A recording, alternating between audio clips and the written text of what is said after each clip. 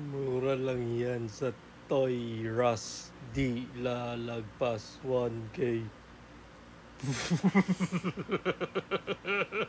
So yun, di ba? Dito ka nag-comment, di ba? Yung Optimus Prime na to, na almost 10 inches. As complete accessories. Tapos may pailaw sa mata. May kasamang stand. Tapos may mga die-cast parts. Di lalagpas 1K.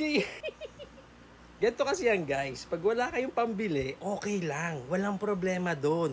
Wala naman nagpapahiya sa inyo na, walang pambili, wala naman gumaganon sa inyo eh. Kaya wag nyo ilagay yung sarili nyo sa kahihiyan. Wag nyo idama yung iba, sasabihin nyo, mura lang yan sa iba eh. Wala pang 1K yan eh. Kasi kayo mismo nagpapahiya sa sarili nyo. Bigyan na lang kitang challenge. Bigay ko to sa'yo. Pag may nakita kang less than 1K sa Toy Ras. YOLO Park, Optimus Prime, AMK Pro Series. Bilisan mo.